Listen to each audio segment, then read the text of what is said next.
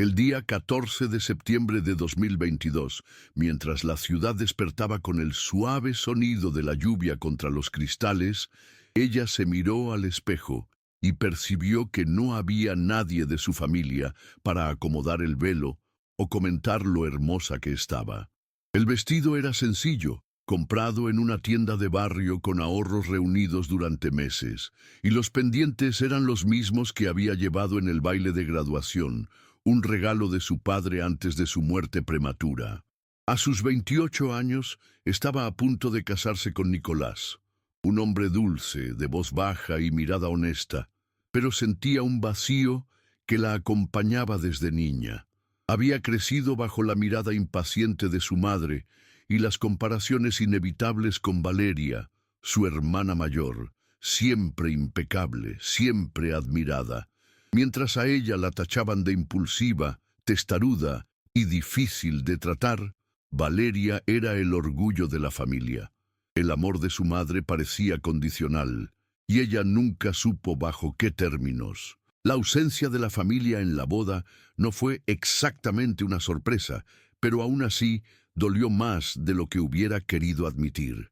Intentó comunicarse por la mañana, llamando a su madre con la esperanza de un gesto simbólico, tal vez un «buena suerte», pero lo que obtuvo fue una carcajada fría al otro lado de la línea.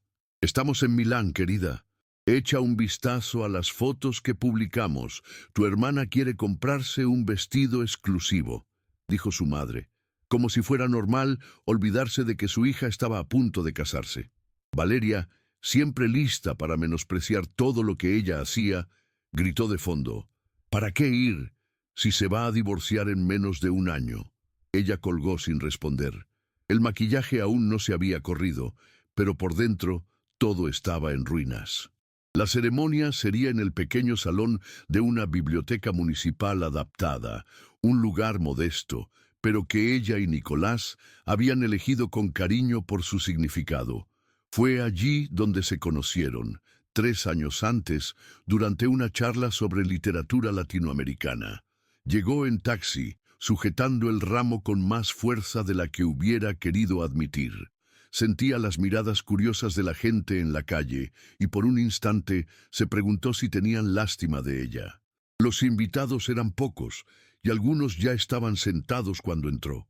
Todos sabían de alguna forma que su familia no vendría, y eso flotaba en el aire como un silencio incómodo. Cuando el coordinador del evento susurró que podían comenzar, sintió que la garganta se le cerraba. Estaba a punto de caminar sola hacia el altar cuando oyó pasos firmes y la voz ronca, pero familiar, de alguien.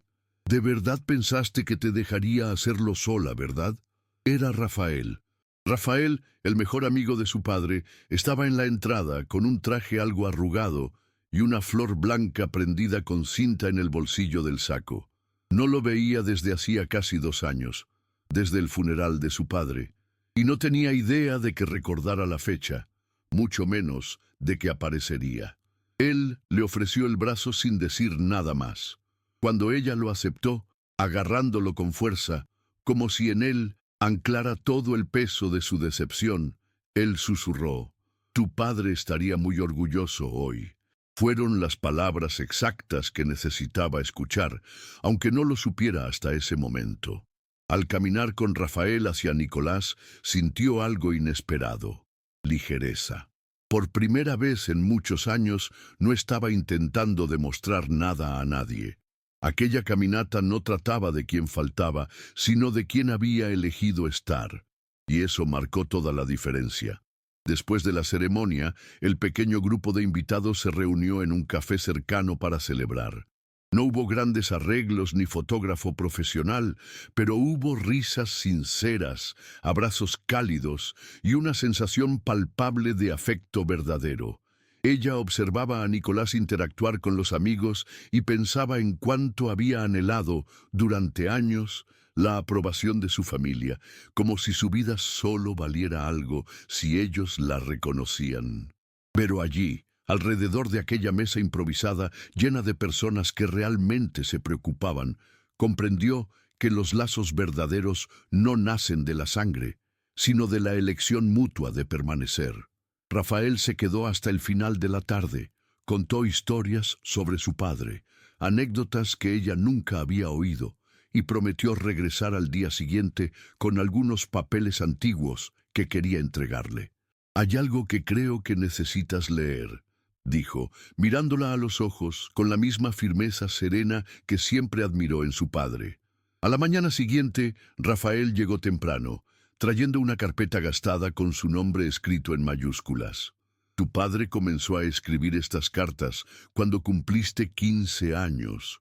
Me las entregó poco antes de marcharse y me pidió que solo las entregara cuando estuvieras lista».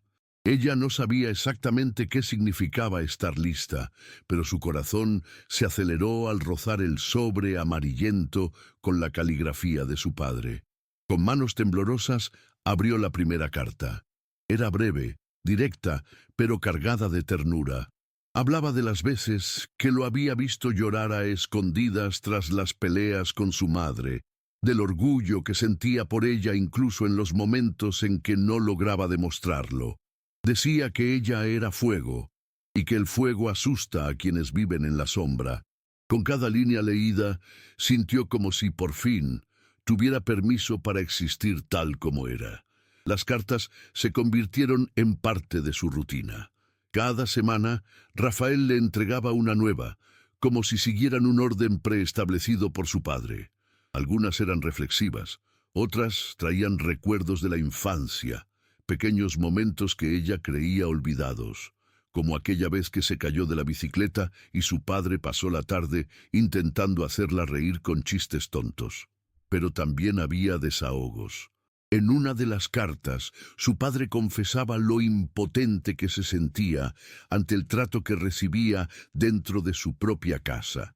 Decía que había intentado intervenir, que discutía con su madre a escondidas, pero que muchas veces desistía por miedo a fragmentar aún más lo que quedaba de la familia. «Perdóname si te dejé sola en los momentos equivocados», escribió. Ella lloró durante horas con esa frase. No era solo una carta, era una reparación que atravesaba el tiempo y las heridas mal cicatrizadas. La relación con Rafael se fortaleció. Él comenzó a frecuentar la casa de ella y de Nicolás, a veces llevando pasteles caseros, otras simplemente para conversar. Nunca invadía, nunca presionaba. Era el tipo de presencia que ella nunca supo que necesitaba, constante pero libre. Durante una charla al atardecer, ella preguntó si su padre se avergonzaría de lo que se estaba convirtiendo. Rafael rió suavemente y dijo: «Él te consideraba más valiente que todos nosotros juntos. Solo no lo sabías aún». Eso resonó en su interior durante días. Era como si, poco a poco, estuviera reconfigurando su propia historia.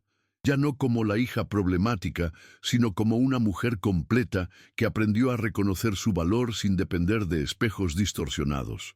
Y por primera vez, esa nueva versión de sí misma le resultaba, por fin, cómoda en su propia piel. Pasaron meses desde la boda y, aunque no hubo ningún contacto de su madre ni de Valeria, ella ya no sentía esa urgencia de ser notada. Era como si algo se hubiera roto definitivamente, no de forma violenta, sino natural, como un lazo flojo que finalmente se desata. Una tarde, mientras ordenaba papeles antiguos que estaban guardados en la casa de Rafael, encontró una carpeta etiquetada con el nombre del cuñado de Valeria. Movida por la curiosidad, sacó algunos documentos y reconoció firmas familiares.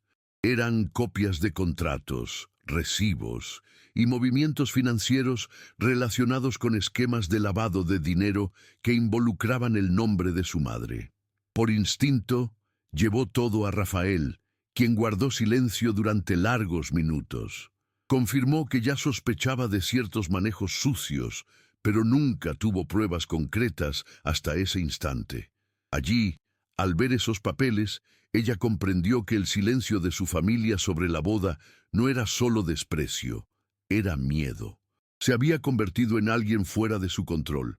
La decisión de proceder con la denuncia no fue impulsiva. Pasó semanas reflexionando, consultó abogados y habló largamente con Rafael y Nicolás. No buscaba venganza, quería verdad. Sobre todo, quería liberarse de aquel sistema familiar tóxico basado en apariencias y secretos enterrados. Cuando entregó los documentos a las autoridades, sintió miedo. Claro que lo sintió, pero también una firmeza que nunca había experimentado antes. Sabía que la denuncia traería consecuencias, que quizás la apartaría aún más de cualquier posibilidad de reconciliación con su madre. Pero también sabía que no podía seguir cargando el peso de una historia que nunca eligió. Esa tarde, al salir del juzgado con Rafael a su lado, respiró hondo y murmuró: «Ahora sí me siento libre». La denuncia generó un escándalo silencioso. No salió en los periódicos, pero corrió entre círculos restringidos de la élite local. Su madre, siempre orgullosa de su reputación intachable, pasó a ser investigada como testigo clave en un esquema de contratos fraudulentos vinculados al sector inmobiliario. Valeria, por su parte, vio cómo su matrimonio con un empresario se quebraba abruptamente tras revelar un quiebre de secreto bancario que mostraba transferencias ilegales a su nombre. Ninguna de las dos volvió a contactar con ella. Sin disculpas, sin explicaciones, sin reproches, solo silencio. Un silencio que, aunque cargado de tensión, trajo alivio. Por primera vez no necesitaba defenderse ni justificarse por ser quien era. De pronto, todo el esfuerzo que hizo durante su vida para agradar resultó irrelevante. Ya no era rehén de la validación que siempre buscó en vano. Fue en esa etapa de transición cuando descubrió que estaba embarazada. La prueba de farmacia, comprada sin pretensiones, confirmó lo que su cuerpo ya susurraba. Un nuevo ciclo comenzaba. Cuando se lo dijo a Nicolás, él la abrazó con los ojos húmedos y una sonrisa tímida. «Vas a ser la mejor madre que esta criatura podría tener». Ella no contestó, solo lloró. Lloró por todo, por la niña que nunca recibió suficiente amor, por la mujer que luchó por ser respetada y por la madre que ahora nacía dentro de ella. El embarazo transcurrió con tranquilidad, marcado por consultas regulares, afecto y el apoyo constante de Rafael, quien parecía aún más presente. Con cada ecografía, sentía una fuerza distinta crecer en su interior. Ya no se trataba solo de dejar atrás un pasado, sino de asegurar que el futuro se construyera con elecciones conscientes, libres de herencias emocionales dañinas. La niña nació en una madrugada serena de junio, bajo el sonido de la llovizna contra la ventana del hospital. Nicolás sostuvo su mano durante todo el parto, y Rafael esperaba afuera con un ramo de flores silvestres, sus favoritas desde la infancia. El nombre elegido fue Zoe, y no fue casualidad. Zoe significa vida, y eso era exactamente lo que representaba esa bebé. La oportunidad de un nuevo comienzo sin las cadenas del pasado. Al sostenerla por primera vez, sintió una paz casi indescriptible. Fue como si todo el esfuerzo, todo el dolor y todas las rupturas hubieran sido para prepararla para ese instante. Prometió, en silencio, que esa niña nunca sería desamparada, nunca tendría que rogar por afecto, nunca sería menospreciada por ser intensa, espontánea o sensible. Zoe sería libre, llamada por completo. Los primeros meses de maternidad fueron desafiantes, como para cualquier madre. Noches sin dormir, inseguridades, el cuerpo aún recuperándose. Pero había una serenidad nueva en su rutina. Nicolás participaba en cada tarea con naturalidad, sin exigir nada, simplemente presente. Rafael aparecía cada domingo con frutas frescas y anécdotas para contar, haciendo reír a Zoe con muecas improvisadas. Ella los observaba con una sonrisa discreta, sintiendo que, finalmente, había formado la familia con la que siempre soñó. No la basada en apariencias, sino en presencia, acogida y verdad. No faltaron intentos de su madre por retomar el contacto, siempre con mensajes vagos, fríos, fingiendo normalidad. Ella los leía en silencio y nunca respondió. Ya no había nada que restaurar. La herida había cicatrizado, y las cicatrices, cuando se cuidan bien, ya no duelen. Solo recuerdan dónde fuimos quebrados y dónde elegimos no volver a rompernos. Con el tiempo, Valeria también intentó reaproximarse, aunque de forma vacilante. El primer contacto fue un largo mensaje de voz en el que su voz temblaba con una fragilidad inédita. Valeria hablaba de errores, de ceguera, de cómo fue criada para competir y ganar, incluso si eso significara aplastar al que tenía al lado. No supe ser tu hermana. Ni siquiera sé qué significa eso, decía entre pausas y suspiros. Ella escuchó el audio 3 veces. No lloró, ni respondió de inmediato. Necesitaba tiempo para procesar sus emociones. El dolor antiguo seguía allí, pero ya no ardía. Solo pinchaba si lo removían con demasiada fuerza. Sabía que, si quería algún tipo de reconciliación, debía ser con cautela, con honestidad, sin olvidar quién fue, pero sobre todo, quién se había vuelto.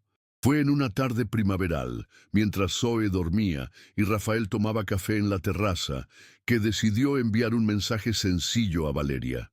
Podemos hablar, pero sin máscaras. El encuentro se fijó para finales de semana, en un parque neutral, lejos de todo lo que les recordara la casa donde crecieron. Valeria llegó distinta, sin tacones, sin el maquillaje impecable, con el cabello recogido de cualquier manera. Estaba cabizbaja, pero había una humildad en su mirada que ella nunca había visto antes. Se sentaron en un banco sin rodeos. Valeria no intentó justificar el pasado, simplemente dijo que entendía si no la perdonaban, pero que necesitaba al menos pedir disculpas. Tuve que perderlo todo para darme cuenta de que eras lo único real que tenía. Ella la escuchó en silencio sin prometer nada. Algunas heridas no se curan con palabras, pero aquel día, al menos, dejaron de sangrar. Tras ese encuentro, las cosas no cambiaron de manera drástica, pero comenzó a formarse un nuevo espacio, no de confianza plena, sino de reconocimiento mutuo. Valeria no intentaba invadir su vida. Enviaba mensajes ocasionales preguntando por Zoe. Mandaba libros infantiles por correo y, de vez en cuando, proponía café sin presión, siempre respetando los límites. Por primera vez, la relación entre ellas no fue una competición. No hubo exigencias ni obligaciones. Solo un intento sincero y tardío de construir algo que nunca existió. Ella aceptó ese proceso con cautela, como quien pisa piedras todavía sueltas. Pero no lo rechazó. Con Rafael hablaba abiertamente sobre todo ello. Él la escuchaba en silencio, con la mirada de quien sabe que el verdadero crecimiento a veces implica abrir puertas que antes estaban cerradas por necesidad. A pesar de esa reaproximación con su hermana, el vínculo con su madre permanecía roto. Su madre seguía aferrada al mismo patrón rígido de siempre, enviando invitaciones impersonales a cenas familiares y mensajes de cumpleaños que parecían meras obligaciones sociales. Ella no respondía. Nicolás nunca interrumpió. Sabía que era un dolor que ella debía manejar por sí misma. En ocasiones imaginaba cómo sería si algún día su madre pidiera disculpas de verdad. Pero no alimentaba expectativas. Había aprendido con esfuerzo a diferenciar añoranza de carencia y a entender que la ausencia de su madre fue suplida, con amor y constancia, por otras presencias. Y allí radicaba su mayor aprendizaje. A veces, la justicia emocional no llega en forma de venganza o arrepentimiento ajeno, sino en la capacidad de avanzar sin necesitar que los demás cambien para que uno sea feliz. En el primer cumpleaños de Zoe, la casa estuvo llena. Amigos de trabajo, vecinos, compañeros de Nicolás y por supuesto Rafael, que organizó gran parte de la fiesta con su meticulosidad y cariño. Hubo un pastel sencillo, globos de colores y una lista de reproducción de canciones suaves, elegidas por ella misma. Mientras sostenía a Zoe en brazos, rodeada de sonrisas y conversaciones amables, percibió algo que quizás nunca antes había notado con tanta claridad. Allí no había ni una sola persona presente por obligación. Todos eligieron estar allí por amor, por cariño, por afecto sincero. Esa escena contrastaba con las celebraciones familiares de su infancia, donde todo era impecable pero vacío, donde el cariño era un adorno y el orgullo una moneda de cambio. Con Zoe en brazos, sintió que había roto un ciclo, y no solo por ella, sino por todas las generaciones futuras de esa nueva historia que estaba construyendo. Cuando los invitados se marcharon y la casa quedó en silencio, se sentó en el sofá junto a Rafael, observando a Zoe jugar con las cintas de los regalos. ¿Crees que ella será parecida a mí?, preguntó casi en un susurro. Rafael sonrió, apoyando su vaso de jugo en la mesita. Creo que será parecida a quien eres ahora, y eso es algo hermoso. Eso resonó en ella, porque de hecho ya no era la niña que mendigaba afecto, ni la joven que se encogía para caber en los moldes de su madre. Era una mujer completa, construida con esfuerzo, verdad y coraje, y si Zoe heredaba algo de ella, que fuera esa fuerza silenciosa de volver a empezar sin pedir permiso a nadie. Esa era la herencia que quería dejar, no un apellido de prestigio, sino una historia de libertad. Unas semanas después, durante una visita al registro civil para actualizar documentos, tomó una decisión que había postergado por mucho tiempo: quitar el apellido de su madre de sus registros oficiales. No fue un acto impulsivo ni motivado por la ira, fue simbólico, un gesto de cierre. Cuando firmó su nuevo nombre, sin ese peso que la había acompañado durante décadas, sintió un alivio físico, casi como si soltara algo que la oprimía por dentro. Al salir del registro civil, alzó la vista hacia el cielo despejado y pensó en su padre. «Tardé, pero lo logré, papá», musitó. Llamó a Rafael y lo invitó a cenar esa noche. Él entendió el motivo antes de que ella dijera una palabra. «Hoy has renacido de nuevo, ¿verdad?». Ella rió. «Sí, y quiero celebrarlo con quienes nunca me abandonaron de verdad». La cena fue íntima. Ella, Nicolás, Zoe y Rafael. Nada ostentoso, pero con la misma sensación de pertenencia que había llenado la casa desde que comenzara su nueva vida. Hablaron de películas antiguas, rieron con las ocurrencias de Zoe intentando dar sus primeros pasos, y Rafael llevó la última carta de la carpeta de su padre. Ella vaciló antes de abrirla, sintiendo que aquello cerraría un ciclo de manera definitiva. La carta comenzaba con: «Si has llegado hasta aquí, es porque has elegido vivir con coraje». Hablaba de orgullo, de cómo siempre supo que ella sería más fuerte de lo que aparentaba, y terminaba con una frase simple, pero poderosa: «Eres mi mejor herencia». Cerró los ojos y dejó caer las lágrimas, esta vez sin dolor. No era tristeza, sino gratitud. Gratitud por haber roto el ciclo, por haber construido su propia historia y por finalmente creer que merecía todo lo que vivía. A partir de ese día, algo cambió definitivamente en su interior. No fue una transformación que los demás notaran de inmediato, pero se percibía en cada gesto, en la forma de hablar con Zoe, con Nicolás, incluso con desconocidos. Era más ligera, más segura, más plena. Comenzó a escribir cartas también, no al pasado, sino al futuro. Las guardaba en una cajita con el nombre de su hija escrito a mano. En una de ellas relataba el día de su boda y cómo, a pesar de todo, ese fue el día en que empezó su verdadera vida. En otra, describía la sensación de caminar hacia el altar con Rafael y de escuchar que su padre estaría orgulloso. «Quiero que sepas, Zoe», escribió en una de esas cartas, «que no importa lo que el mundo diga de ti. Lo que tú eres siempre valdrá más que lo que esperan que seas». Con cada carta escrita sentía que dejaba un mapa emocional para su hija, una guía sincera, construida no sobre la perfección, sino sobre decisiones reales, Sabía que no podría proteger a Zoe de todos los dolores del mundo, pero podía enseñarle a no perderse dentro de ellos. Sabía que su hija también enfrentaría desafíos y rupturas propias, pero quería que tuviera un ancla, un espejo que no distorsionara su imagen, un amor que no necesitara ganarse. Por eso, cada día se comprometía a ser la madre que ella misma necesitó en algún momento, sin filtros, sin máscaras, con presencia genuina.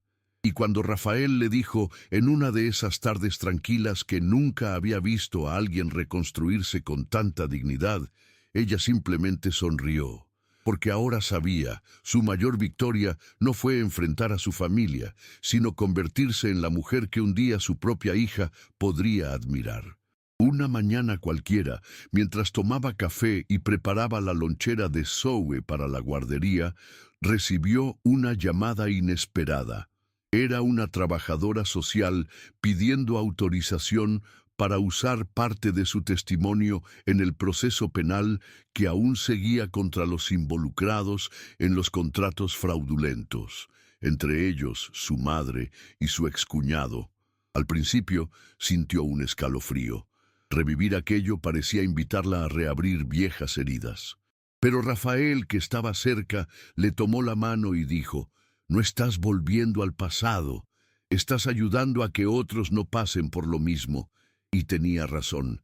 Tras colgar, ella autorizó el uso del material, no por rencor, ni por revancha, sino porque entendió que la justicia y la paz no son opuestos, y que la valentía que cultivó podía servir para algo más grande que su propia historia.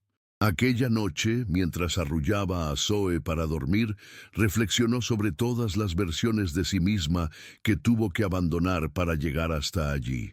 La niña que se callaba para no molestar, la joven que sonreía para ocultar el cansancio de no ser aceptada, la mujer que creyó durante mucho tiempo que solo valdría si otros la aprobaban. Ninguna de esas versiones fue falsa, todas fueron intentos legítimos de supervivencia. Pero ahora ella ya no sobrevivía, vivía. Dormía tranquila, con la conciencia en paz. Amaba sin miedo y se dejaba amar. El pasado seguía existiendo, pero ya no determinaba sus pasos. Era como un camino viejo que quedó atrás cuando decidió cambiar de rumbo. Y cada día junto a Zoe confirmaba que había tomado la decisión correcta, la de romper para reconstruir, la de perder para encontrar algo infinitamente más valioso, su propia verdad. Poco después, recibió una carta manuscrita con una caligrafía que reconoció al instante como la de su madre. Por un segundo dudó en abrirla, pero finalmente lo hizo. La carta era extensa, repleta de argumentos y justificaciones, mezclando culpa, orgullo herido y un intento tardío de retomar el control de la narrativa. «Aún hay tiempo para reconstruir», decía en una de las últimas líneas. Pero el tiempo de reconstrucción entre ellas ya había pasado. No porque ella guardara rencor, sino porque por fin entendió que perdonar no significa convivir, que amar en la distancia, en silencio, también es una forma de cuidado, sobre todo de uno mismo. Guardó la carta en un cajón sin responder. A veces, no responder es el acto de paz más grande, y ella eligió la paz hace tiempo. Esa noche, sentada en la terraza con Nicolás y con Zoe durmiendo en el cuarto, alzó la mirada al cielo estrellado y sintió una serenidad que no provenía de logros externos, sino de su interior. Pensó en su padre, en Rafael, en la niña que fue y en la mujer que ahora era.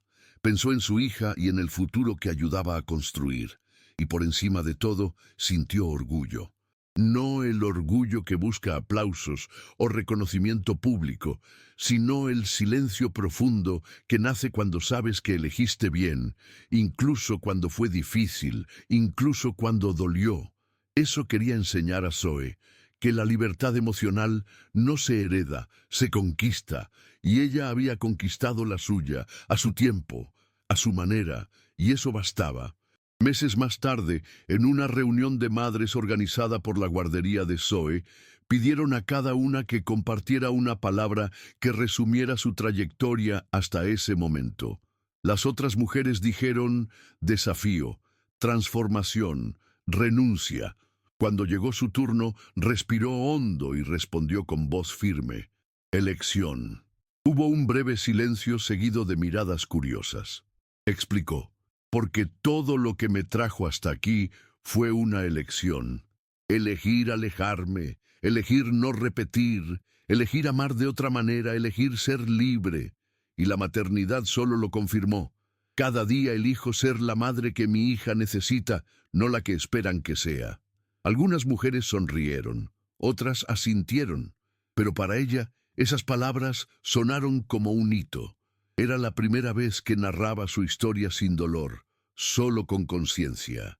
De regreso a casa, con Zoe dormida en el asiento trasero y la radio sonando suavemente, condujo en silencio, con la mente en calma y el corazón quieto. Al mirar por el espejo retrovisor, vio el rostro sereno y confiado de su hija, y allí supo que, a pesar de todo, valió la pena, porque nada de lo vivido fue en vano. Cada ausencia, cada rechazo, cada quiebre la impulsó hacia lo que más necesitaba, ella misma. Al llegar, encontró a Rafael en la terraza, como siempre, con una taza de té caliente y una mirada que lo decía todo sin palabras. Se sentó a su lado, tomó su taza y sonrió. Ya no tenía que explicarse a nadie, ni regresar atrás. Su historia estaba completa y finalmente era enteramente suya.